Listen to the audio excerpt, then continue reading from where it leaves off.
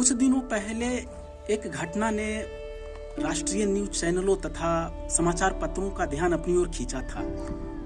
वह घटना थी बिहार शरीफ के सांप्रदायिक हिंसा की।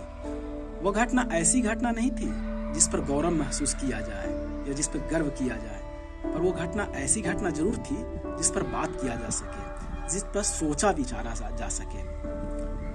बिहार शरीफ से लगभग 20 किलोमीटर दूर है पावापुरी, जो ज्ञान और जो अध्यात्म और धर्म की बहुत बड़ी जगह है। बिहार शरीफ से 30-35 किलोमीटर दूर है राजगीर, जो ऐतिहासिक रूप से बहुत महत्वपूर्ण है।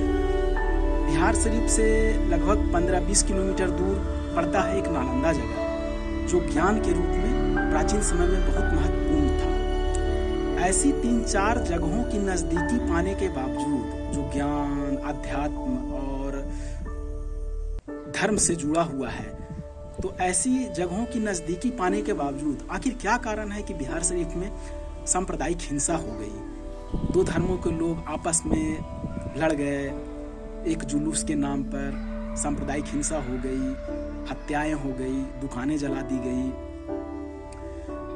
20 साल पहले लगभग जब मैं यहाँ पे रह के पढ़ाई कर रहा था, तो उस वक्त भी ऐसे ही घटना हुई थी, यानी कि सांप्रदायिकता फैली थी। सांप्रदायिक उन्माद में लोगों ने, दोनों तरफ के लोगों ने, हिंदू और मुसलमान ने, दोनों तरफ के लोगों ने एक दूसरे की दुकानें जला दी थी, एक दूसरे के लोगों पर हिंसा फैलाया गया था, लोग हताहत हुए थे, कई दिनों तक कर्फ्यू लागू रहा, लोग घरों में बंद रहे।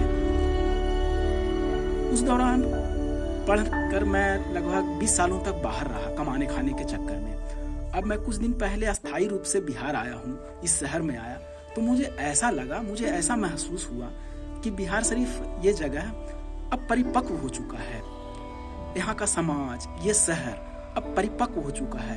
शायद वो घटना जो 20 साल पहले घटित हुई थी, उसकी पुनरावृत्ति नहीं होगी, ऐसा मेरा अपना निजी आकलन था।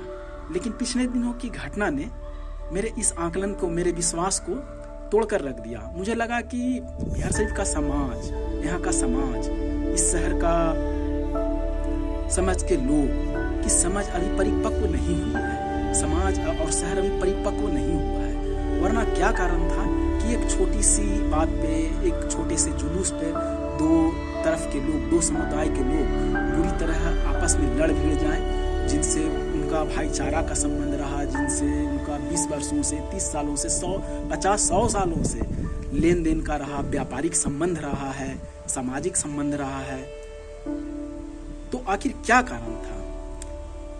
कई साल पहले मैंने एक किताब पढ़ी थी, तमस। इसी सांप्रदायिक हिंसा और सांप्रदायिक पृष्ठभूमि पर लिखी गई एक भीष्म साहनी की एक बहुत जबरदस्त किताब है। सांप्रदायिकता के विषय को अगर समझना है तो इस पुस्तक को पढ़ना बहुत ही जरूरी है।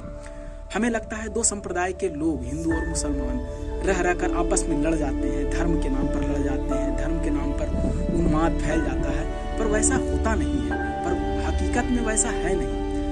कारण क्या है कि दोनों तरफ की सियासत संभालने वाले लोग इन दोनों को वोट बैंक के चक्कर में आपस में लड़वाते हैं। दोनों तरफ के नेता, दोनों तरफ के मुखिया, दोनों तरफ के समझ पर या चेतना पर प्रभाव डालने वाले लोग रह रहकर चुनाव में फायदा उठाने के लिए या सियासी फायदा उठाने के लिए एक दूसरे को दिग्भ्रमित करते हैं, लड़वाते हैं और उनको वोट बैंक की तरह इस्तेमाल करते हैं। ऐसा मुझे उस किताब को पढ़ के लगा, क्योंकि किताब में स्पष्टतः जिक्र किया है कि एक छोटी सी घटना के चलते तमस में एक पूरा शहर तबाह हो जाता है, पूरा शहर बर्बाद हो जाता है, समाज छिन्न भिन्न हो जाता है। और अंत में रिजल्ट क्या निकलता है कि जिस घटना को सूत्रधार दिया था जिस व्यक्ति ने, वही व्यक्ति आगे आकर सद्भावना फैलाने के लिए माइक लेकर आगे निकलता है। इस पूरी पुस्तक को पढ़ के यह बात हम अच्छे से समझ सकते हैं कि सियासत हमारा समाज का, हमारा धर्म का किस तरह से इस्तेमाल करती है, उसको अपने फायदे के लिए सजा संवारती तो नहीं है, हाँ, रह रहकर बर्बाद करती है और उसकी बेहतरी का दिखाने का, उसके रहनुमा बनने का ढोंग रचती है। पूरे बिहार में देखा जाए तो यहाँ शिक्षा और रोजगार की बेहद कमी है। शिक्षा की कमी होने के चलते समझ की कमी है, रोजगार की कमी होने के चलते लोगों का पेट नहीं भर रहा है, संपन्नता नहीं है, गरीबी भयावह है। तो खाली पेट लोग की समझ बढ़ती नहीं है और उस पर शिक्षा नहीं है। तो इस पूरे शिक्षा और रोजगार की कमी के चलते यहाँ कला और साहित्य का विकास ढंग से हो नहीं पाया है या इन दिनों हो नहीं रहा है। और कला और साहित्य ही वो चीज है जिससे व्यक्ति और समाज की समझ मजबूत होती है, जो छोटी छोटी बातों को लड़ने से हमें रोकती है, कला और साहित्य।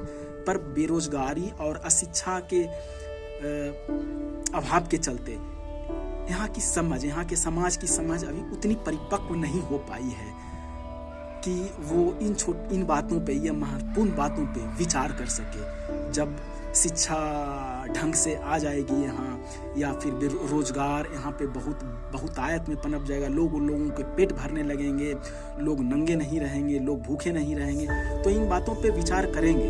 और सियासत द्वारा वो लड़वाए जाने के बावजूद वो लड़ेंगे नहीं। पर क्या है कि अभी वैसा तो दिख नहीं रहा है और मैं कोई समाधान दे नहीं रहा हूँ, मैं कोई ज्ञान दे नहीं रहा हूँ। मैं केवल इस मुद्दे पे अपनी जो समझ है वो उसको बांट रहा हूँ, वो अपना जाहिर करने की कोशिश कर रहा हूँ। तो देखते हैं यहाँ पे शिक्षा और बेरोजगारी कब बहुतायत में आता है और कब ताकि समाज परिपक्व हो सके और इन छोटी छोटी बातों पे लड़ना झगड़ना बंद करके मेल झोल और सद्भाव से एक स्वस्थ और सुदृढ़ समाज का निर्माण कर सके। जय हिंद।